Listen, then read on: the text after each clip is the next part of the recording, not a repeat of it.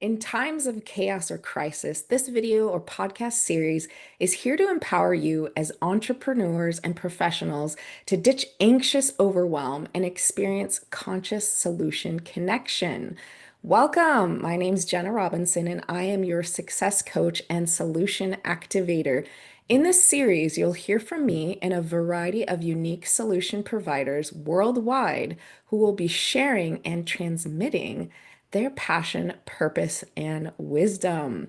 So buckle up for the ride and open your heart to the possibility and ease of resolution now.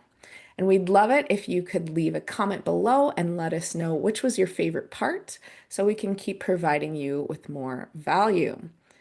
And today I'm here to welcome Kathy. Is it Sanderson? Sanderson, yes. Sanderson. Amazing. Kathy, thank you so much for being here with us. I'm so excited to be here. Thank you for having me.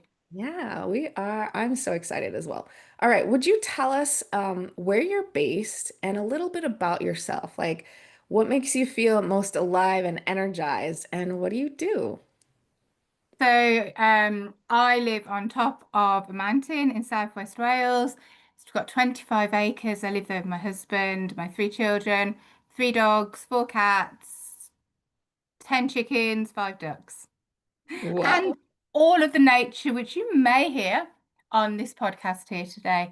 Um, we moved here with none of the plans that we've actually done. This was something that we were had no intention of doing. And the moment that we exchanged contracts, because you may hear I'm a Brummie, so we moved from Birmingham.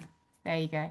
And I was sitting there. I just finished an inner child challenge that I was delivering for my workshops. And I heard this message, and it was like, what about if we could put something on where people could hug?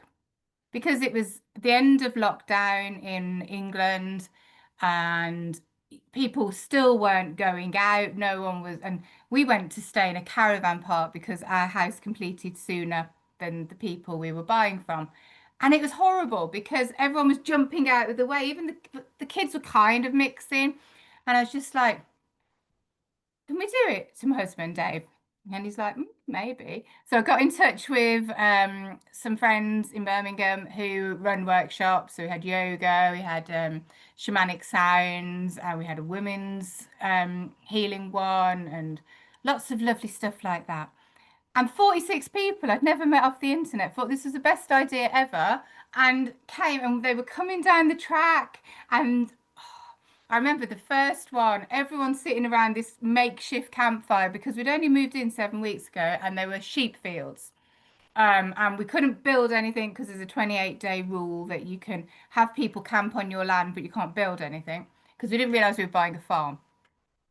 So he cleared all of the fields, made them all campable. He put some compost toilets. So, he'd never done any of this, but thank God he's a builder. And people said, "Oh my God, this is magic."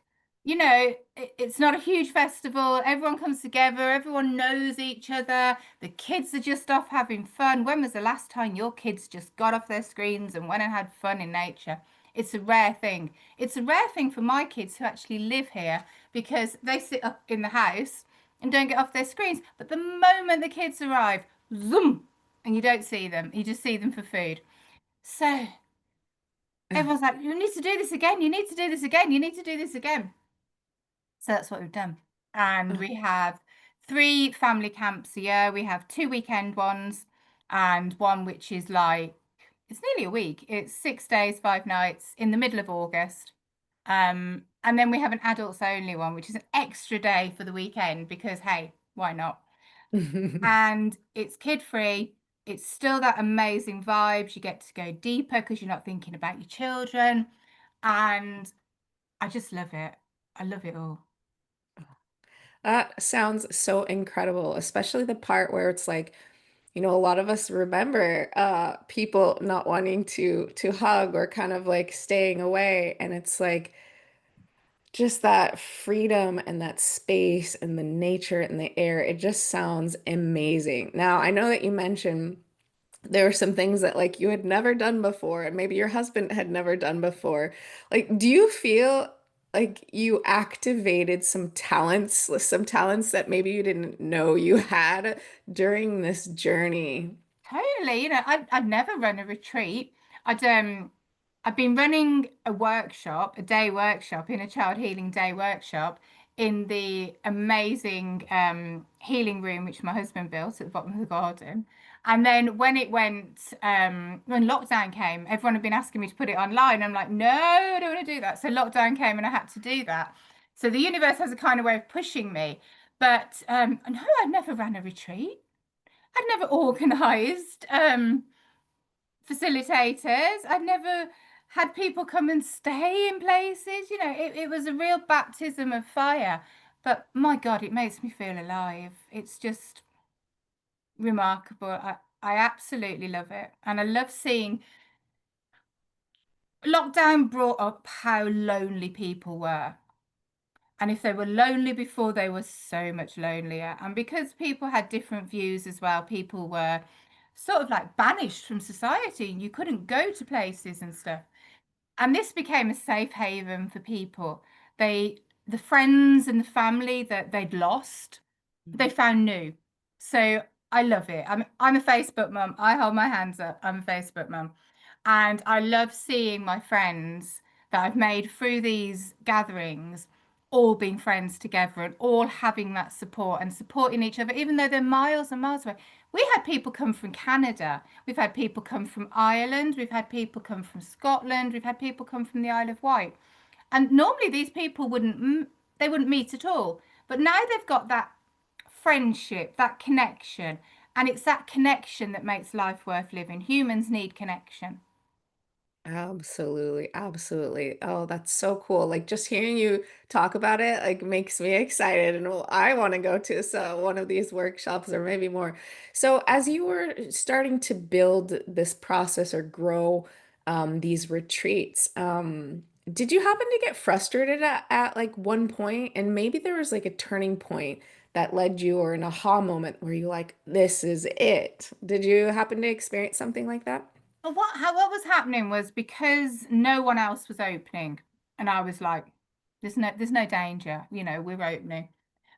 We're running these. They're on our land. It's a community thing. They got very big and everyone wanted to be part of it. And rather than having one workshop for every time slot, we had three. We had two adults, one child, one.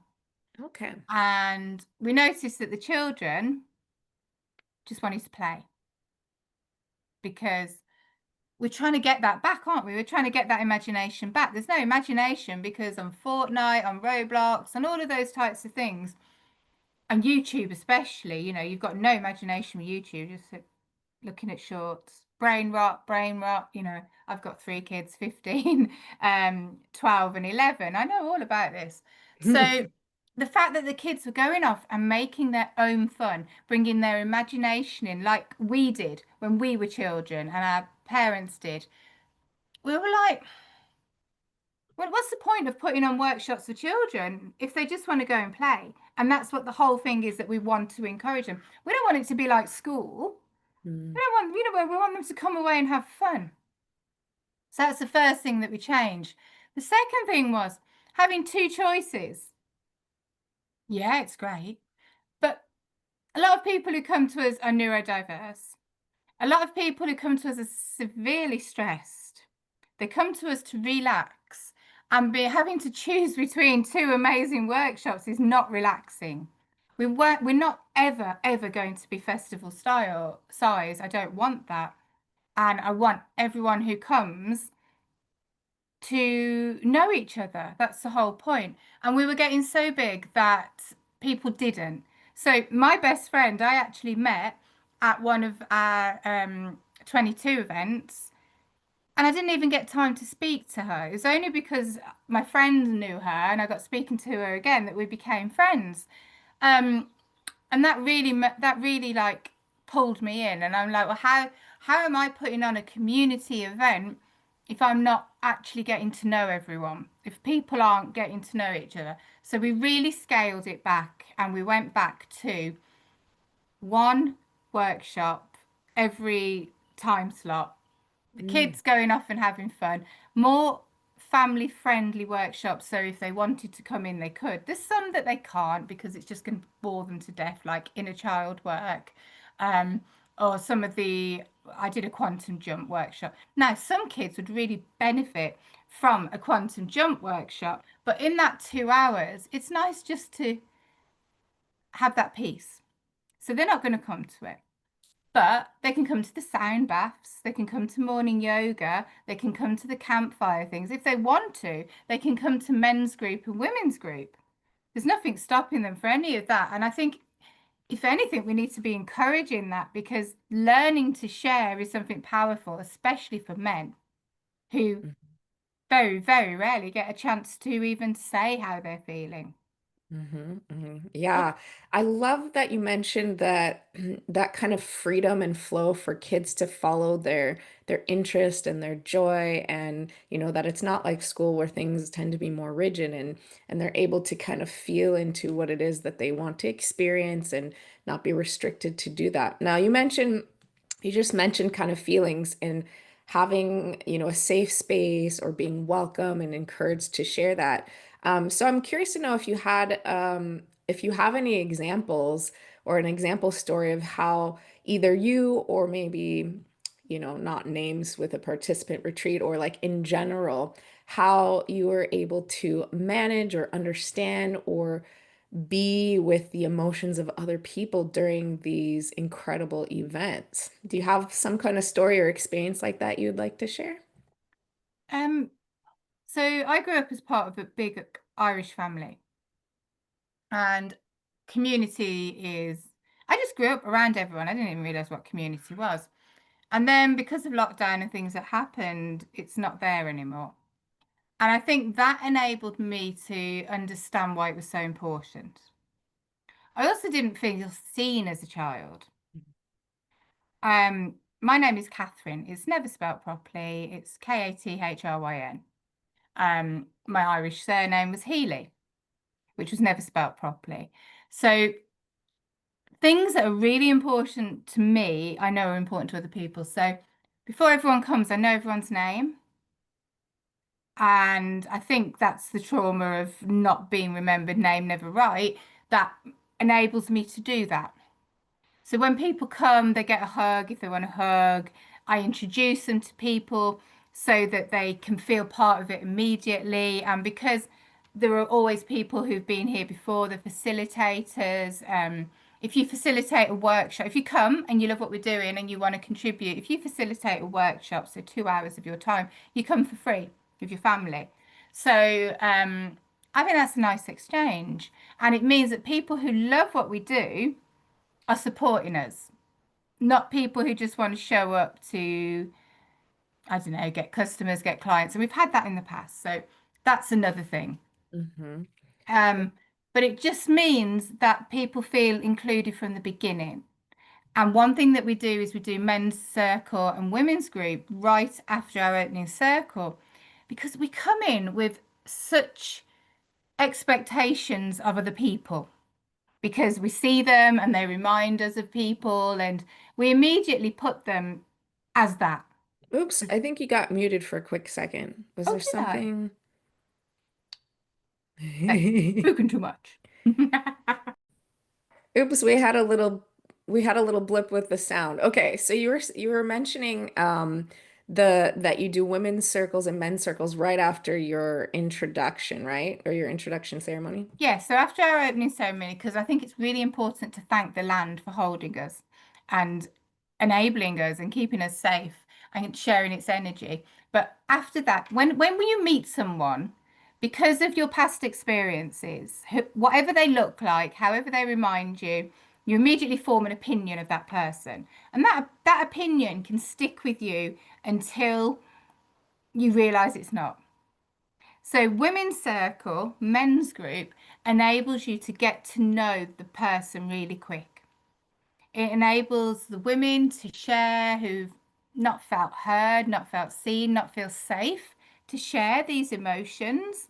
And the same with the men. I mean, men's mental health is not good at the moment because they're not encouraged to share. So, when you hear a sister's troubles, strife, life, it immediately puts you into a compassionate mode. Your opinions of them go. And we become that sisterhood, that brotherhood, that community that supports each other from the get-go. And that's why I think that's important. I love that. And I can just feel like the energy of like what it would be like to feel like you belong, even if it's just a short retreat and just really feel seen and heard. That's amazing. Okay, so I have another question, which I think a lot of people can relate to. So I know you host quite a few of these retreats, which obviously is no small feat. Do you have your own special way to replenish and renew yourself so that you're ready, you have enough to give to your family, your children, the land, your retreat participants? Do you have, yeah, that own special way for yourself? No, I think it was interesting what you were saying about human design and sacred generator or something, Hmm. because when I'm doing these retreats, I've got so much energy. The minute I stop, I'm like, so last weekend was our inner child healing retreat. And the weekend before was our first aid herbal remedies retreat, well, weekend workshop, where people can stay from the Friday and leave in the Sunday. And I said to myself this week, I'm just going to do the bare minimum. So yesterday we had a nice day date, me and my husband. We went and walked and went to some waterfalls and things. And I haven't been pushing myself. I've been doing very, very little. And I've got nothing this weekend apart from I do a women's woodland group. There's no charge, just come connect, local women. So that's Hmm. all we've got on the Monday, on the Sunday, yeah, afternoon. And I'm so tired that I'm not organising anything. We're just going to bring our own crafts and have a natter because I think sometimes that's just good enough, isn't it? And maybe some cake and some fruit. Hmm. And then the following weekend we've got a stall for our mushroom tinctures and magic balm. Cool. And then the following weekend, I've done this a little bit sillily. We've got our adults weekend. Then the weekend after that, I've got off. Then the following weekend, we've got our solstice weekend. And then we've got our herbal remedies. Amazing. So you are busy. So like that time to really go with your husband to the waterfall and just have a weekend off is really, it sounds as like it's really going to help you renew so that you can go full speed ahead with these amazing workshops and events. That is so wonderful. So now, as we talked about this journey of you, maybe not originally thinking you were going to do retreats or work with the land that you're on and have these camping experiences as well. If you could go back to like that, like a point of challenge, and maybe it was at the beginning where you're like, oh my goodness, we're doing too much. I want to kind of scale it back.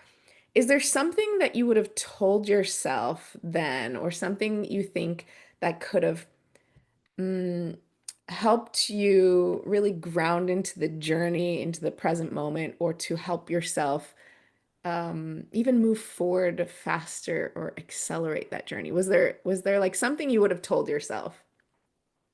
So when we moved here, my husband wanted to. It was always been his dream to retire when he was 40. He was going to have holiday lodges and I was just going to carry on doing my inner child stuff. So it's absolutely glorious when we saw the house, fell in love with it. It totally had me. It was nothing like we wanted. We didn't want neighbours. We wanted to be in the middle of all our land. Certainly didn't want a bungalow. Um, and that's what we've got. So, but the land called to us, and the land calls to everybody. But what I would tell myself is whether I kind of self-sabotage myself, we were told that we wouldn't be able to do things. And we went down a different route. And it was quite a dangerous route, even though I didn't realize at the time. And we were taken in by quite a few people because when you've got this amazing space, everyone wants it, everyone wants to be. And you always get some people who are more, I don't know. So I wish that I had have gone with that flow, trusted the universe that this was meant to be and it would just happen rather than going underground and kind of hiding. Hmm. So we've dealt with all of that and the fallout, and there was a lot of fallout. Um, and now I can guide people, whoever say that they're going down that route, that it's not a safe route. Um, and we went fully public and we went to make this dream happen. I had this divine intervention, download, whatever, saying, just do it because Hmm. now we can be out and we can be proud and we can tell everyone what we're doing and we can benefit so many more people. Hmm. Oh, that sounds so cool. Like just the description of all the stuff you have going on sounds it's just wonderful. Okay, so Kathy, do you have any last wisdom or insights that you feel you're like, I have to share this?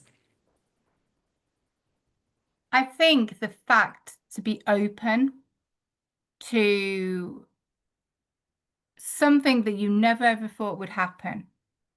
If you told me 5 years ago that I would be doing this and I would be changing so many people's lives, the only dream I had 5 years ago was to run an inner child retreat. I'm running 14 this year of different kinds of retreats. And the feedback from them is amazing. The kids, the whole place just echoes with laughter. And even when we haven't got the kids there, it's still echoing with laughter because it is just a magical place. So I would say to people that when things are in front of you, when they drop into your lap, say yes, even though it's something you didn't expect. People say to me, "Oh my God, this is my dream. This is what I dream of creating." And I say to my husband, "This was never what we thought, never what we dreamt of. We didn't even dream of this house. We dreamt of a white house in the middle of and the pair of us did, in the middle of a field." So always be open to change, always be open to saying yes because you never know what will happen. Amazing, amazing. Now, you mentioned so many retreats and all these amazing things. How can listeners connect with you if they want to learn more or they want to participate, they want to say yes to what you have to offer? So, I forgot to say, all of our community retreats, anything that involves children, children are free, 16 and under, children are free because we've got children, as I said, and it puts the price up so much. We want it to be as accessible to everyone else. That's the reason that we set up. So, children are always free, 16 and under, because my kids aren't working. I wish they were, but they're not. And if they were, they wouldn't give me any of it. So you can find me at communitygatherings.uk. You can see everything we do. You can see my mushroom tinctures, my lion's mane, my Magic Kathy's Magic Balm at healingfromwithin.co.uk. And you can find me on Facebook, Kathy L. Sanderson. You'll find me because there are other people called Kathy Sanderson. Very bad. And you can find the Community Camping and Healing Gatherings as a group on Facebook. Amazing. Great. Thank you so much for being here, Kathy. This was really fun. And to all of our listeners, thank you for staying with us to the end. And you'll find all those juicy details and links in the show notes. If you have gotten some value out of this, please like this video, subscribe to this channel, and do you want to decide what solutions we provide for future episodes? Share with us in the comments what solutions you would love to experience in your life. And finally, be sure to return for the next episode. Until then, bye.